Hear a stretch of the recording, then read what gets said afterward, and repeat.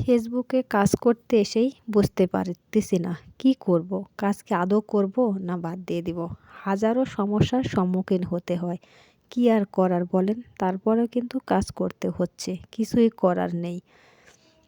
কাজ করতে শুরু যখন করেছি, একবার মনে করি দেখি এর শেষ পর্যন্ত কি আছে। এই যে দেখেন, গরুর মাংস রান্না করব। অল্প তেল দিয়ে পেঁয়াজগুলো ভেজে নিয়েছিলাম, তারপরে পরিমাণ মতো তেল দিয়ে আদা রসুন সুন্দর করে কষিয়ে নিচ্ছি। ফেসবুকে কাজ করতে হলে অনেক ধৈর্যের প্রয়োজন। ধৈর্য হারা হলে কাজ করা যাবে না। একবার মনে হয় এত ধৈর্য সহকারে কাজ করা কি সম্ভব বলেন। আবার মনে হয় না, একটা মা যখন অনেক ধৈর্য সহকারে একটা সন্তানকে লালন পালন করে বড় করতে পারে, তাহলে ফেসবুকে কেন কাজ করতে পারবে না।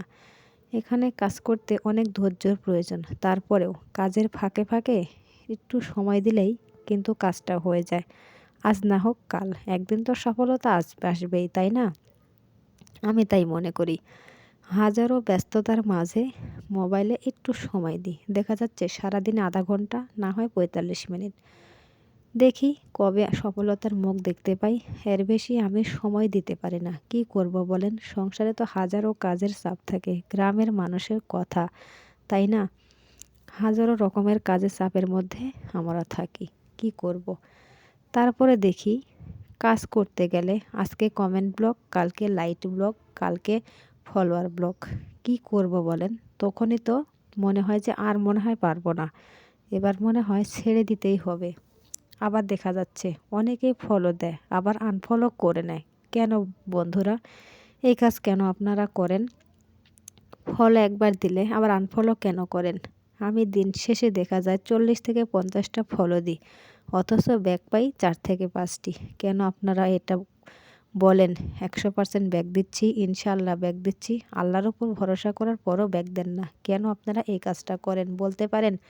এত দুর্নীতিবাজ কেন আপনারা? একদিন তো সবাই সফলতা অর্জন করতে পারবে।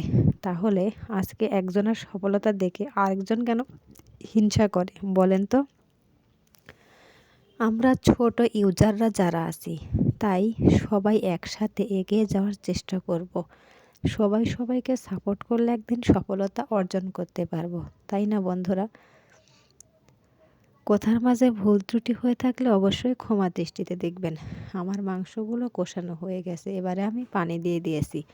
অবশ্য এরকম সময় গরম পানি অ্যাড করবেন, তাহলে দেখবেন মাংসের স্বাদ অনেক গুণে বেড়ে যাবে। কখনোই ঠান্ডা পানি দেওয়া যাবে না। ঠান্ডা পানি দিলে মাংসর স্বাদ কিন্তু নষ্ট হয়ে যায়। বলক চলে এসেছে। আমি এরকমভাবে আধা ঘন্টা জাল করে নেব। মাটির চুলাতে রান্না করতেছি। কেমন হবে অবশ্যই কমেন্ট করে জানিয়ে দিবেন। তরকারিটা নামানোর আগে অবশ্যই ভাজা জিরার গুঁড়াটা দিতে হবে। আমি কাঁচামরিচ দিয়েছি ফ্লেভারের জন্য। আমার হাজব্যান্ড খুব পছন্দ করে। আজকে আস্ত রসুন দেই নাই, সে আস্ত রসুন দিলেও খুব পছন্দ করে। এই যে দেখেন, আমি 2 চামচ ভাজা জিরার গুঁড়াটা দিয়ে দিলাম। এবারে সুন্দর করে রান্না করে নিচ্ছি। তবে আজকে জুমার দিনে রান্নাতে আমার একটু দেরি হয়ে গেছে। এবারে আমি মাংসটা অন্য কড়াইতে ঢেলে নিয়ে গ্যাসের চুলায় দিয়ে দিব। আর এই চুলাতে ভাত রান্না করব। দেরি হয়ে গেলে সমস্যা। নামাজ তো পড়তে দেরি হয়ে যাবে, রান্না করতে দেরি হয়ে গেলে।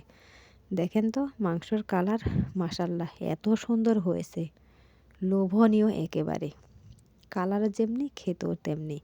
তারপরে পালং শাক।